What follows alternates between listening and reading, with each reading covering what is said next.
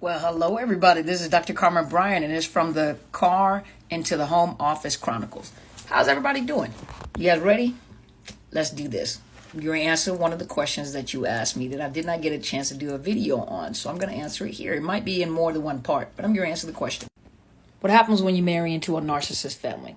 Whether the family is narcissists or they have narcissistic traits, or let's say the mother or father was a narcissist. Maybe they're there, maybe they're not, but they grew up in a narcissist family and you have married the offspring. Now, they can be a narcissist or they may not be a narcissist. So let's address them not being a narcissist, but coming from a narcissist family. Unfortunately, you have now married the family. And the way that the family looks at it, especially the narcissist, or the family tends to follow the narcissist's lead. So they do all the things that narcissist does. And if that narcissist looks at you as competition, everybody looks at you as competition, because you have to remember, you, in their mind, have taken away their source of supply. That is property. You have taken away the property. And they look at you as you having the power now. You have the power to control this individual, and I have lost my power over this person. And so now I'm not going to like you. So what I'm going to do is I'm going to make you jump through all the hoops to make us like you. We're going to make you jump through all the hoops and make it hard for you to make you work for our attention and our affection. But on the inside, we have a problem with you because you took away our property. So of course, you're going to go through pure hell with this family. And you're going to change your characteristics. Some of you will change your characteristics or have changed your character in order to make this family like you.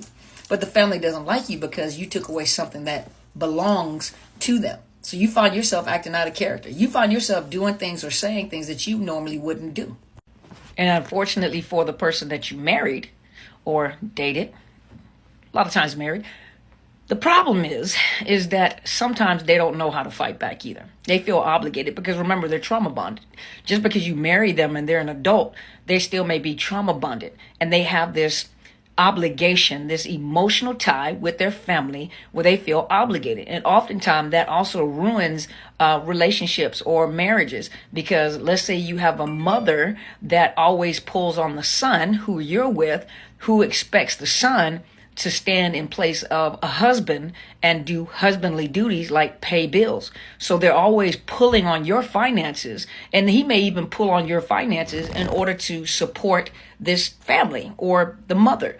And you never have, because he's always giving everything that you guys have. Now, the problem is that you can't talk him out of it. Go to part 2. Hey, this is Dr. Carmen Bryan with Car to the Office Chronicles, and this is part 2 of when you marry into a narcissist family.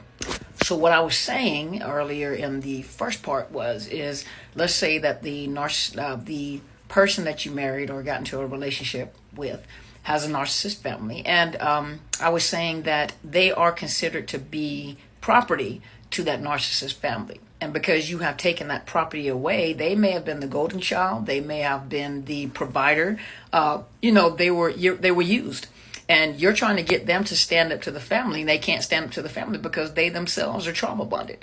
So they feel obligated. It's called cognitive dissonance. On one hand, they already know what they need to do, and they can see that their family is toxic. But on the other hand, they have been groomed. They have been trained that blood is thicker than water. Family is everything. And, over anything, your family comes first. And so they live with this, and they know that there's trouble in the relationship because of the fact that it's causing problems between you and the person that you married. And you've even threatened to leave, but you have to remember they're still trauma bonded. Even when they go into therapy, those seeds that were planted by that narcissist family, they run deep. And when I say seeds, I mean the roots. Those roots run deep.